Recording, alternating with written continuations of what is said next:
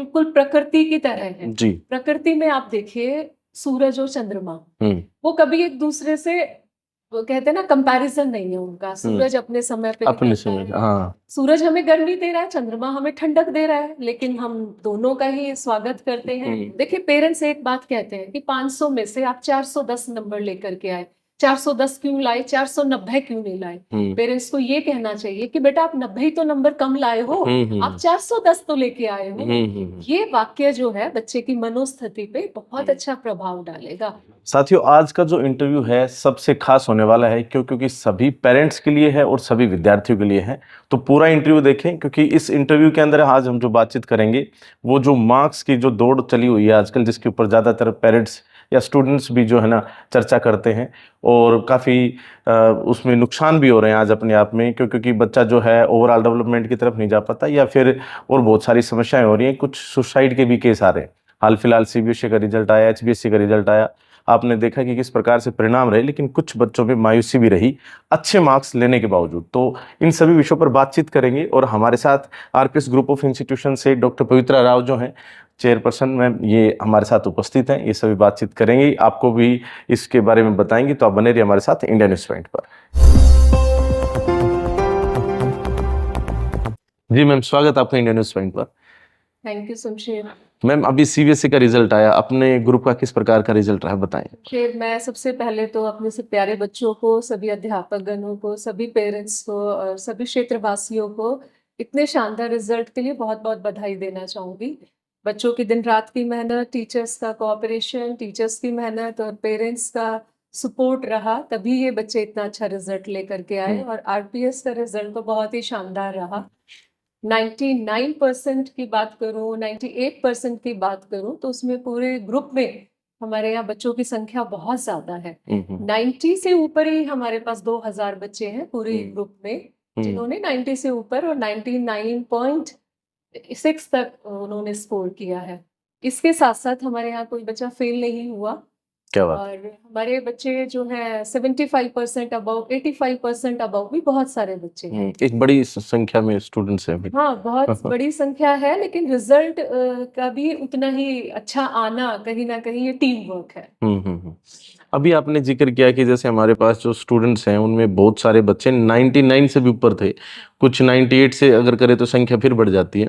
इस प्रकार से जो है एक मतलब पहले तो इतने मार्क्स नहीं आया करते थे, लेकिन अब जो है 99 और इस तरह के मार्क्स आने लगे हैं। लेकिन एक दो कदम पीछे ही कुछ बच्चे होते हैं, वो बच्चे अपने आप को थोड़ा सा रिजल्ट जैसे गेन करते हैं, पता चलता है उनको कि हम जैसे 95 से नीचे रह गए या 98 से नीचे रह गए या एक दो बच्चे से पीछे रह गए। वो लोग मनाना तो उनको खुशी चाहिए कि वो इतने अच्छे मार्क्स उनके हैं, भाई 97 है 98 नहीं है तो, लेकिन वो मायूस हो जाते हैं। हाँ, ऐसा होता है, मैंने भी बहुत ऐसा सुना है। उसके लिए पेरेंट्स को देखो और टीचर्स को काउंसलिंग करनी पड़ेगी बच्चे की।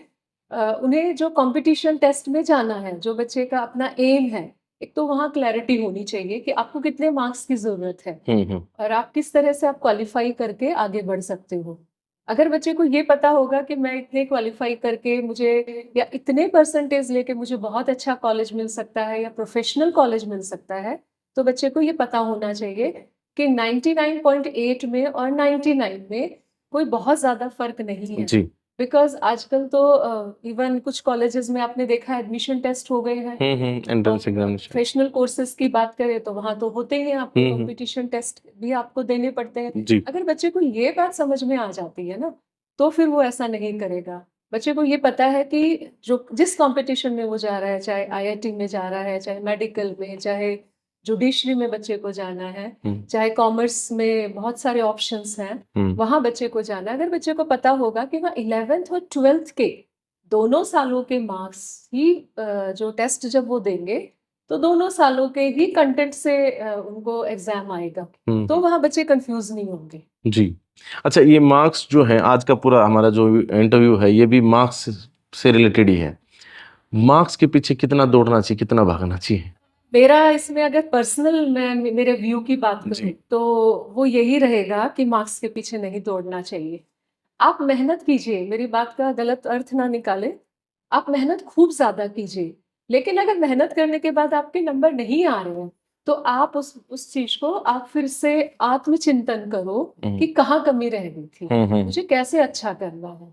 आप अपने टीचर्स के साथ बैठ जाइए और आप उनसे पूछिए कि मुझे किस तरह से और काम करना चाहिए कि अच्छा करूँ। हम्म क्योंकि मार्क्स से पीछे भागने का मतलब है कि आप दौड़ लगा रहे हो, आप समझ नहीं रहे हो, आप सीख नहीं रहे हो। जी और जबकि कोई भी सब्जेक्ट हो, आर्ट, कॉमर्स की बात करूँ जी या फिर मैं साइंस की बात करूँ, वहाँ सीखना बहुत ज़रूरी है। Physics, chemistry, biology, pol science, history, commerce के बिज़नेस स्टडी, इकोनॉमिक्स, इसमें कॉन्सेप्ट को समझना बहुत ज़रूरी है। बहुत जरूरी और है। कॉन्सेप्ट क्लैरिटी होगी, तो आपका बहुत अच्छा एक बेस तैयार हो जाएगा और आगे आपको कोई रोक ही नहीं सकता है। तो अपनी कमी को पहचान लें कि मेरी कहाँ कमी रह गई थी, कि मैंने बड़े क्वेश्चन सॉल्व करने में टाइम लिया या मैंने न्यूमेरिकल्स सॉल्व करने में टाइम लिया या मेरी स्पीड कम है। तो उसको एक पेज पे नोट कर लें कि इस टेस्ट में क्या कमी रह गई थी और आगे जब मैं एग्जाम दूंगा या दूंगी तो मुझे कितना अच्छा करना चाहिए। ये बात तो रही बच्चे की खास तौर पे, लेकिन बच्चे के साथ साथ आजकल जो है ना पेरेंट्स यानी अभिभावकगण है वो भी रेट रेस में शामिल है, वो भी बिल्कुल है। इस तरह की दौड़ लगा रहे हैं। ये मेरा पर्सनल एक्सपीरियंस है क्योंकि मैं भी एक माँ हूँ, तो मैं इस बात को बहुत अच्छे से समझती हूँ कि बच्चे को देखिए सोशली एक्टिव करना बहुत ज़रूरी है। बच्चा सोशली एक्टिव हो और बच्चे को ये समझ में आए कि मैं पढ़ाई कर क्यों रहा हूँ, हम्म मुझे एक अच्छी जॉब चाहिए, जी मुझे बहुत अच्छा जो है नौकरी के साथ-साथ लेकिन मेरी समाज के लिए क्या ज़िम्मेवारियाँ हैं हम्म और मेरे परिवार के लिए क्या ज़िम्मेवारियाँ हैं। हम्म तो अगर पेरेंट्स बैठ के बात करेंगे इसके लिए, तो बच्चे को क्लैरिटी रहेगी कि मैं सिर्फ़ मार्क्स के पीछे नहीं भागूँगा और मुझे जो है अपने करियर में लेकिन बहुत अच्छा करना है। हम्म जो बच्चे अच्छे मार्क्स ला रहे हैं ना 99 वाले, तो 80% का बच्चा, 75% का बच्चा उस एम को लेकर के चले कि अगली बार मैं अपने आप को मोटिवेटेड रखूंगा, जो मेरे डाइवर्जन्स रहे हैं, जहां से जो मुझे दिक्कतें आई थी, मैं उनको दूर करके आगे बढ़ूंगा जीवन में। जी। पेरेंट्स जो हैं आपने बताया कि जैसे पेरेंट्स इस गाइड करें समझाएं, लेकिन सच्चाई तो ये है कि पेरेंट्स जब पीटीएम में आते हैं तो वो टीचर्स से और अदर एक्टिविटीज की तो बात ही नहीं कर रहे होते, वो कहीं ना कहीं बात कर रहे होते हैं कि इस सब्जेक्ट में 1 नंबर क्यों कट गया, 2 नंबर क्यों कट गए, एक एक नंबर की रेस लगी हुई है। हाँ, मैंने भी ऐसा देखा है कई बार ये चीज। और मैं देखिए अपनी संस्था की ही बात करती हूँ शमशेर, आपने देखा होगा हमारे यहाँ पर हमारा एक स्टूडेंट जो है मयंक, जिसका नाम है, उसने केबीसी में वो हाँ बहुत अच्छे स्टेज तक गया और उसने बहुत अच्छा अवार्ड भी जीता। इसी तरह से हमारे यहाँ पर भव्या है, हमारे यहाँ पर जो है अपूर्वा है, हमारा बच्चा अक्षत है, एक आदिश जैन हमारा बच्चा है मुझसे, हमारी उपासना हमारे पास रही है, एक हमारी सलोनी बच्ची रही है प्राइमरी में, उसने बहुत लॉरेल्स लिए हैं। ये अनेकों बच्चे हैं, मैं कुछ बच्चे बता रही हूँ। ये बच्चे इस तरह के रहे, इन्होंने हर एक्टिविटी में अच्छा पार्ट लिया। ये बाल भवन से लेकर के इन्होंने ग्रुप डांस से लेकर के, जैसे अजय बच्चे को हमें बाल भवन में उसे स्टेट में फर्स्ट रैंक मिला था। जो है उसको जो है प्रशासन में भी अवार्ड सम्मानित दिया। किया जी। तो ये बच्चे, इन्हें स्कूल में हर कोई जानता है, तो ये बच्चे एक्टिविटी में भी पार्टिसिपेट कर रहे हैं। साथ साथ इनका क्लासरूम की अगर बात करूं, पढ़ाई की अगर बात करूं, ये कहीं फर्स्ट 10 में भी नहीं आते थे, मतलब 99 में नहीं है, लेकिन हाँ 99 रेस में तो नहीं रहे। भव्या को अगर छोड़ दूं तो भव्या तो ओवरऑल रही है हमारी एक ब्रांच की स्टूडेंट, लेकिन उसके बाद भी इन बच्चों ने स्कोर भी बहुत अच्छा किया है। और हमारी एक अमीशी बच्ची है हमारे ही ग्रुप से, जिसने जो ओडिसी की बहुत अच्छी एक नृत्यांगना रही है, और अच्छा वो बहुत बड़े प्लेटफॉर्म तक उसने आगे तक काम किया। तो उसने डांस, उसने 4th क्लास से सीखना शुरू किया था और अभी वो 10th का बोर्ड एग्जाम दिया है, उसने 99% स्कोर किया है।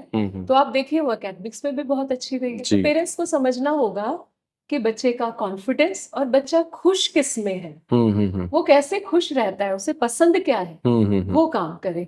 और एक्टिविटी में पार्टिसिपेट करने से बच्चे का कॉन्फिडेंस भी बढ़ता है, वो समाज से की मुख्य धारा से भी जुड़ता है, बिल्कुल सही बात है क्योंकि लोगों से मेलजोल भी सीखना बहुत जरूरी है। जी।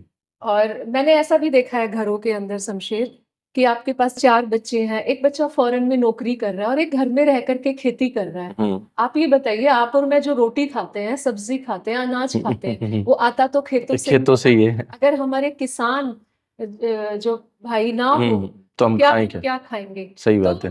पेरेंट्स को ये बात समझनी है कि जो बच्चा विदेश में है वो भी उतना ही हम्म, काबिल है, लेकिन जो खेत में फसल उगा रहा है वो भी उतना ही काबिल है। आप जी देखिए, आपके घर में न्यूज़पेपर आता है, जी क्या आपने उससे पूछा आपके 10th में मार्क्स कितने आए थे? हाँ सही बात लेकिन है। हर रोज आपके घर में न्यूज़पेपर छोड़ के जाते हैं। हम्म आपको सब्जी चाहिए, रेडी वाला आप नहीं रह सकते 4 दिन बगैर सब्जी हम्म, के। आज कोई नहीं सही खा बात है। पाता घर के अंदर सब्जी। सोचिए वो रेहड़ी लगा रहा है, क्या आपने पूछा कि आपकी परसेंटेज क्या है? हाँ हाँ तो ऐसे भी समाज में पूरा समाज की जो व्यवस्था है वो इस तरह से बनी हुई है कि काम बटा हुआ है। जी। तो यहाँ परसेंटेज का तो कोई रोल ही नहीं। हाँ इवन मैं तो इसमें जैसे दो भाइयों की बात आप कर रहे थे जो घर पे रह रहा है, अगर कुछ होता है तो विदेश वाला आके सेवा नहीं कर सकता, बिल्कुल वो है। तुरंत एक्टिव हो सकता है। बिल्कुल, माता पिता कई हाँ बार बताते हुए शर्म करते हैं। हाँ विदेश वालों के लिए तो कहेंगे हमारा बेटा इतना डिग्री लेके भी हाँ विदेश में इंजीनियरिंग कर हाँ रहा है, हाँ वो अमेरिका में रह रहा है। हाँ लेकिन जो घर में रह रहा है, कम हम्म, पढ़ा लिखा है, क्यों भाई, वो भी उतना ही काबिल है। इवन कहीं ना कहीं ज्यादा और वो एक्टिव हो सकता है इन यस, हो मामलों में, सकता है। सेवा भाव बिल्कुल, में। देखिए बच्चे जो है ना, मैं तो अपने, कई बार आपने देखा होगा अपने इंटरव्यू में या मैं स्कूल में हमेशा एक बात कहती हूँ कि बच्चे बिल्कुल प्रकृति की तरह हैं। जी। प्रकृति में आप देखिए सूरज और चंद्रमा, हम्म वो कभी एक दूसरे से, वो कहते हैं ना, कंपैरिजन नहीं है उनका। हम्म सूरज अपने समय पे अपने निकलता समय, है, हाँ सूरज हमें गर्मी दे रहा है, चंद्रमा हमें ठंडक दे रहा है, लेकिन हम दोनों का ही स्वागत करते हैं। दोनों के बगैर हमारा जीवन ही नहीं है। सही आप बात है। फूलों को देखिए, हर हम्म फूल, गुलाब का, कमल हम्म, का, सब अलग है। आप जी। जानवरों में देखिए, हम्म बंदर जो है उछल कूद कर लेगा पेड़ पर, वो हम्म, तैर तो नहीं सकता। सही बात है। लेकिन प्रकृति हमें समझा रही है कि हम्म, मनुष्य भी इसी तरह का है। इसी तरह से सही बात। अलग अलग हो सकते हैं हम्म बच्चे, अलग अलग, लेकिन उनका खुश रहना बहुत जरूरी है। हमारे समाज को खुश बच्चे चाहिए, हम्म, ऐसे बच्चे चाहिए जो समाज में अच्छे काम करें, क्योंकि भावी निर्माता है हमारे ये बच्चे। जी। अगर इनका बेस हम स्ट्रांग बनाएंगे, वो बेस आईक्यू से नहीं बनेगा, वो बेस ईक्यू से भी बनेगा। अगर बच्चे के जो इंटेलिजेंट क्वोशंट अच्छा है, तो साथ साथ इमोशनल क्वोशंट, क्वेश्चन भी अच्छा होना वो चाहिए। मैंने लीडरशिप में, मैंने खुद के साथ भी देखा है कि अगर आप कोई काम लीडरशिप में आप कर रहे हो, तो वहाँ आपको दोनों चीजों का बैलेंस चाहिए। वो बैलेंस चाहिए बैलेंस होता है। आपको पेरेंट्स से सिखा सकते हैं, आप उसका स्कूल सिखा सकते हैं। बिल्कुल सही बात है। मैम अभी आपने बताया कि प्रकृति का ही रूप होते हैं और बच्चे फूल से प्यारे होते हैं, इस तरह के होते हैं, लेकिन इन फूल से प्यारे बच्चों पर कहीं ना कहीं आज स्टडी का प्रेशर, मार्क्स का प्रेशर कुछ इस प्रकार से है कि अभी सीबीएसई का परिणाम आया, एचबीएससी का भी आया। हरियाणा में एक जो लड़की थी, उसका एक सब्जेक्ट में वो रह गई तो उसने नहर में कूद के आत्महत्या कर ली। वो 10वीं कक्षा की छात्रा थी। एक दूसरा बच्चा वो 15वीं मंजिल पे गया गुरुग्राम में और उसने सुसाइड कर लिया, जबकि उसके तो मार्क्स भी 85 से ज्यादा थे। इस तरह का स्टडी प्रेशर है। वो बहुत दुख की बात है शमशेर, ये नहीं होना चाहिए। देखिए, हमें समाज में ये बात सबको समझनी होगी। देखिए कि मार्क्स सिर्फ एक कागज का टुकड़ा है, एक पेज पे जो आपकी डिग्रियां हैं वो ये डिसाइड नहीं करती कि आप कितने काबिल हो। हम्म आप देखिए, मैं भी बहुत लोगों से मिलती हूँ, मैं सुनती हूँ कि उनके 12वीं तक 54% मार्क्स थे, फिर उन्होंने ग्रेजुएशन में सब्जेक्ट कुछ और ले लिया, और हम्म बाद में पता चलता है कि उन्होंने कंपटीशन टेस्ट के लिए फाइट किया और बहुत अच्छा स्कोर कर गए, वो बहुत अच्छे कामयाबी मिली। हम्म और आप देखिए अभी, जब पहलगाम में, जब ये मैं देख रही थी न्यूज में, जो पीछे हुआ युद्ध की स्थिति हमारे यहाँ जो बनी हुई थी, हमने देखा कि हमारे देश ने बहुत ही उन्नत क्वालिटी की मिसाइल्स बनाई। एक तरफ तो ये सब हमारे जो महान हमारे साइंटिस्ट और जो लोग इसके लिए काम कर रहे हैं, सबसे पहले तो बधाई देना चाहूंगी कि हाँ हाँ, आज हमें ऐसे बच्चों की जरूरत है जो जी। साइंस टेक्नोलॉजी में, जो अच्छा करें। यस, जो हर सेक्टर में अच्छा करें। इसके लिए पढ़ना भी पड़ेगा, मार्क्स भी बहुत मार्क्स अच्छे भी लाने चाहिए, हाँ। पड़ेंगे। लेकिन एक तरफ एक सिपाही भी हमारे बॉर्डर पे खड़े होके, तो मार्क्स से हम नहीं जज कर सकते किसी भी बच्चे को। जी। और ये जो सुसाइड हो रहा है, ये बहुत गलत हो रहा है, क्योंकि हम बच्चे को सिखा ही नहीं रहे, हम प्रेशर हम ही बना रहे हैं, बड़े ही बनाते हैं। बच्चे कभी नहीं सीखते कहीं से भी, हम बच्चे से ही बहुत अपेक्षाएं पाल लेते हैं। हमें उन अपेक्षाओं को छोड़ करके बच्चे से ये बात करनी होगी, बेटा आप जैसे हो, आपको जो पसंद है आप वो करो, लेकिन साथ साथ ऐसा नहीं है कि वो अगर कम नंबर ला रहा है तो इसमें मैं बहुत खुश हूँ। उसे ये कहना है कि आप ज्यादा लाने के लिए बेटा मेहनत करो, मेहनत करना हम जरूर सिखाएं। जी। और जो आपकी कमियां रह गई है कि बेटा मैं आपके साथ खड़ा हूँ, तो आप उसके लिए आगे बढ़ो। देखिए, पेरेंट्स एक बात कहते हैं कि 500 में से आप 410 नंबर लेकर के आए, 410 क्यों लाए, 490 क्यों नहीं लाए? पेरेंट्स को ये कहना चाहिए कि बेटा आप 90 ही तो नंबर कम लाए हो, आप 410 तो लेके आए हो।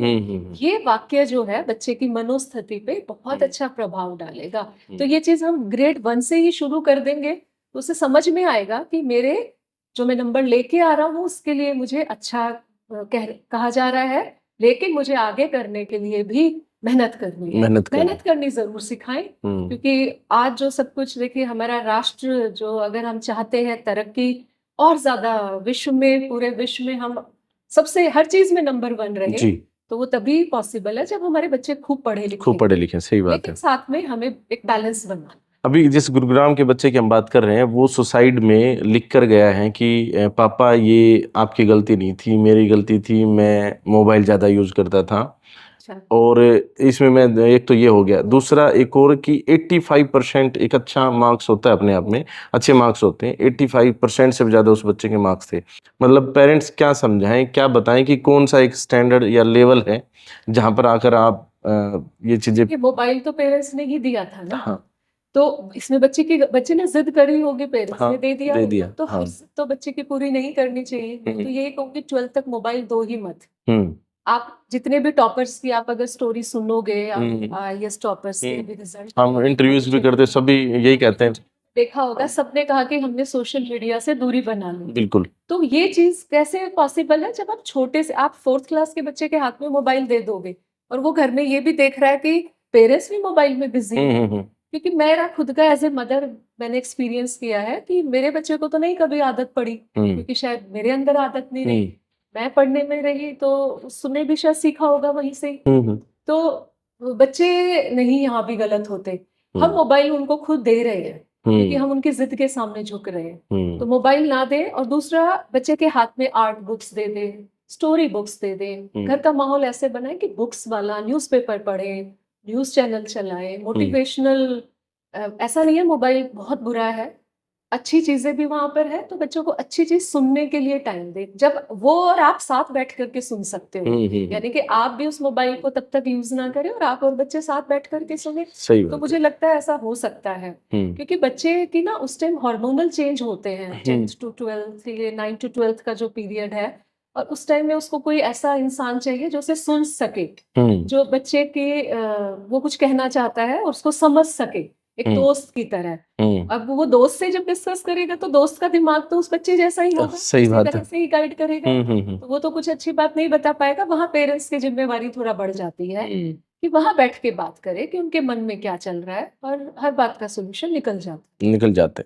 अच्छा मैम, यहाँ जैसे हमारी जो संस्था है, साथ में CBSE बोर्ड भी है, ये क्या संस्थाएं क्या कर रही हैं, कितने प्रयास किए जा रहे हैं बच्चों की काउंसलिंग के लिए या अभिभावकगण के लिए? बहुत ज्यादा किए जा रहे हैं। CBSE में तो आप देखिए, बोर्ड एग्जाम से पहले एक प्री जो है motivational session, pre counselling session हम कह सकते हैं, रखा जाता है, और इवन एग्जाम के बाद भी पोस्ट काउंसलिंग सेशन भी रखा जाता है, ताकि बच्चे पर एग्जाम का रिजल्ट का असर ना दिखे, और बच्चे को बताया जाए कि लाइफ में ये आपका लास्ट एग्जाम नहीं है, आपको बहुत सारे एग्जाम देने हैं, बहुत सारे आएंगे, एक में कम आ गया तो उसका मतलब ये नहीं आगे आप अच्छा नहीं कर पाओगे। और इसके साथ साथ बच्चे को कि उसमें वैल्यूज इनकलकेट करना बहुत जरूरी है, मोरल वैल्यूज। तो सबसे पहले परिवार से सीखता है बच्चे, फिर जो है बाहर जाकर के बच्चा सीखता है। और अगर परिवार की नींव और परिवार से पेरेंट्स के अच्छे आदर्श बच्चों ने सीखे होंगे,